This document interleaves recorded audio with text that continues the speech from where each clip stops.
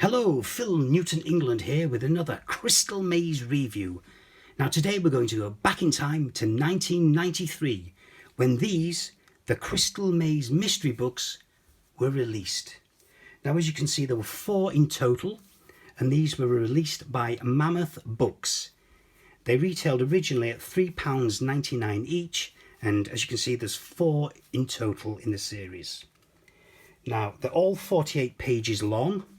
And I'll just give you a quick description of the size. 14.5 centimetres across by 21.5 centimetres down. Now these were kind of aimed at the younger audience because they're like a sort of comic strip adventure. So we'll have a look inside now. So we'll start with the first one. The puzzle adventure number 1, Crystal Maze Mystery, Tea at Rick's. Now these are all by Peter Arnold. The illustrators did change on each book. We'll come to that as we look at each one individually. So the first one, Tea at Rick's. Tim, Sophie and Lawrence are invited to tea at the Crystal Maze, but when they arrive, they find their host has disappeared. The hunt for the missing maze master is on, as the 3 adventurers travel through the 4 time zones, picking up clues, deciphering coded messages, solving puzzles, and landing themselves in a heap of trouble. Will they ever track Rick down and get their tea? Join them and see, and find out how many puzzles you can solve along the way. So let's have a look. Number 1, the Crystal Maze Mystery, Tea at Rick's. Now, if you need a little help to solve the puzzles, there are clues on page 43 and 44. And if you're still stuck on the hardest ones, you can look up the answers on pages 45 to 48 before moving on to the next part of the story. Keep your wits about you and good luck, Crystal Mazers. So there we go, Crystal Maze Mystery, Book 1, Tea at Rick's by Peter Arnold, illustrations by Ben Court. Now as you can see, each page is, like I said, has got this sort of comic book or cartoon strip type thing on it, and they've got a little quiz. So this one's got, can you find the route they should take to reach the castle? So you've got to work out without being blocked. And you get little clues within, once they've reached the castle, what number must they dial? Is there an easy way they can find the key? The banqueting room. There they meet the fortune teller, Sabrina. I think we all know who that's based on. Another puzzle here which is very similar to one that was actually used in the show. Can you find the way? You've got to solve the puzzle for the stepping stones to get across the stream. Decipher messages. Then we go to the industrial era. And there's the classic murder mystery room. Going into the future now. Can you work out how to neutralize the bomb in 5 minutes? Then the Crystal Dome, where you have to work out a message on certain tokens. There's letters and words, and you have to put them all together. Aztec Adventure.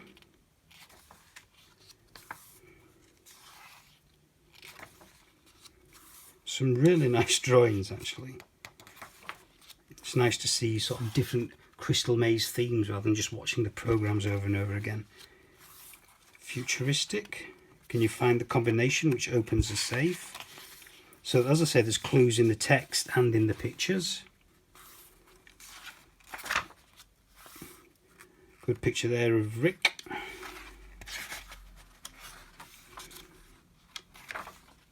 And then finally it's ended, and at the back there are your clues if you get a little bit stuck, and then 45 page onwards is the answers. So there you go, that's the first one. As I say, they're all in the same vein. The second one, The Crystal Thief. So I'll have a quick read of that.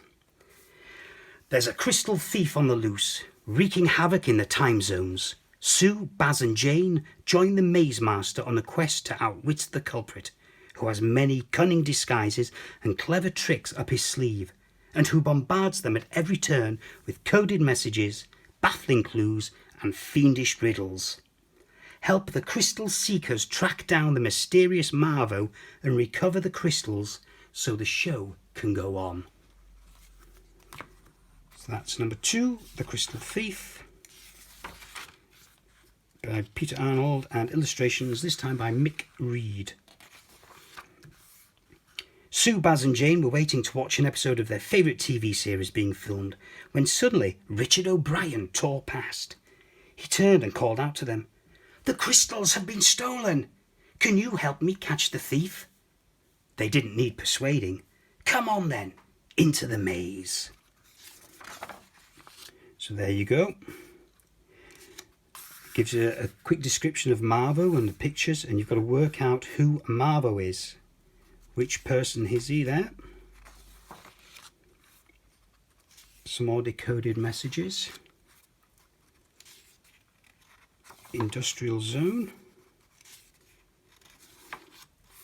So you can see it's all the sort of similar style.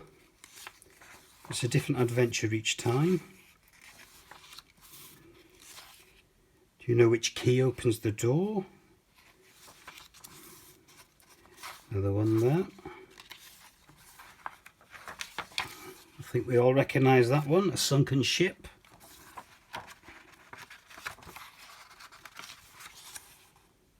Crossword type puzzle. Another stepping stones one.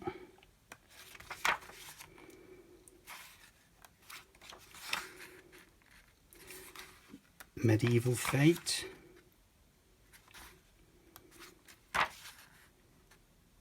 Rick returns.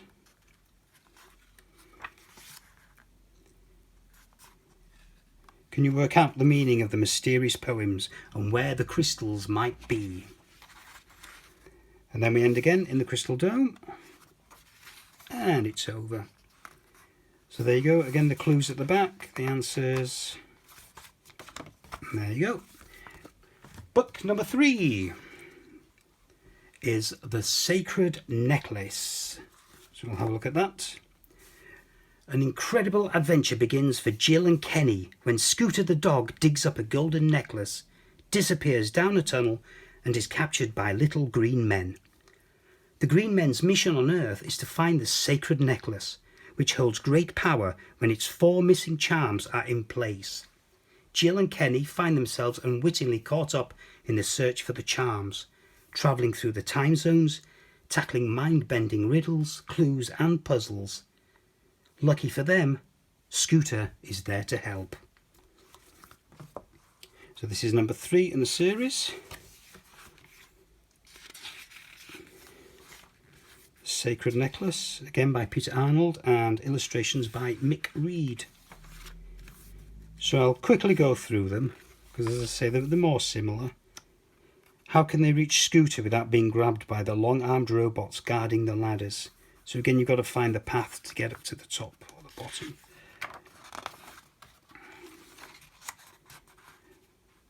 One of the Tangram puzzles, which is quite popular. How can Jill make the shapes into a cross? Which route should Kenny take? It's a bit like the U3 episode, isn't it? So less said about that, the better.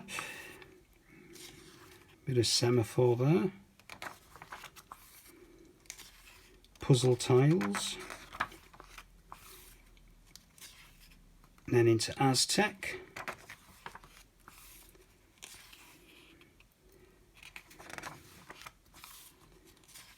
Again, another crossing the stream, this time with maths puzzles, which I'd be no good at. Then we're coming to the ocean theme.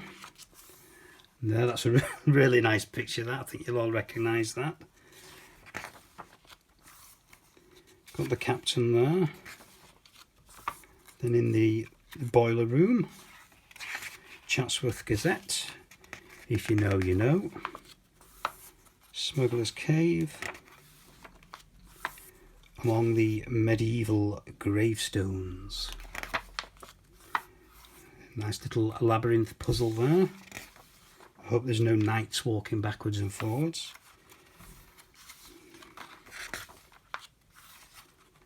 And again, there's Mumsy. And we end, as usual, in the Crystal Dome.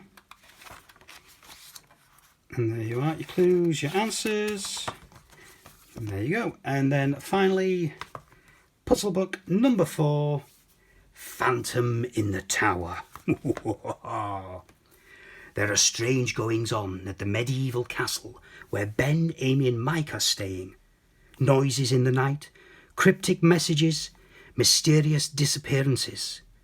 When they set out to investigate, they find themselves tangled up in an amazing adventure where fiendish codes, puzzles and riddles lead them to a sunken ship, an Aztec tomb, a futuristic laboratory and a haunted tower. Join the 3 adventurers and help them unravel the mystery of the Phantom in the Tower. By Peter Arnold, illustrations by Steve Cox. We're off to Uncle Percy's. Lovely medieval tower to start with. Castle. Your route puzzle again. Hiding in the wreck. Another sunken ship. Map puzzle there, the Aztec map. The temple vaults. How do they get to the tomb? Some of the treasure there. Joe's Fish and Chippery. What does the message say? Then we're inside the ocean liner again. Where is the safe and how can Amy open it?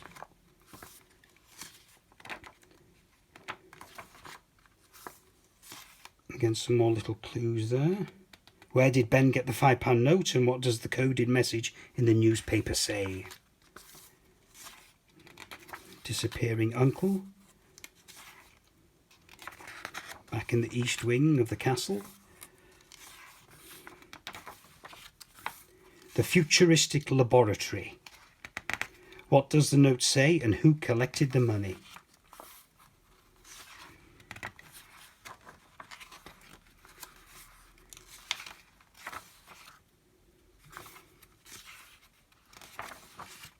So there you go. And Rick with his harmonica again at the end. And usual clues and answers. So there you go. Those are the 4 Crystal Maze mystery puzzle books by Mammoth. As I say, you should be able to get them on eBay or Amazon, somewhere like that. They do pop up from time to time. I've got a couple of spare copies because the publisher sent me some when I originally wrote to them all those years ago. These are my main ones that I have on a display, which will be the thumbnail for this. So I hope you've enjoyed watching this. I hope I haven't bored you too much with them. Just in the Crystal Maze addict showing you my collection. So thank you for watching, if indeed you still are, and keep rocking.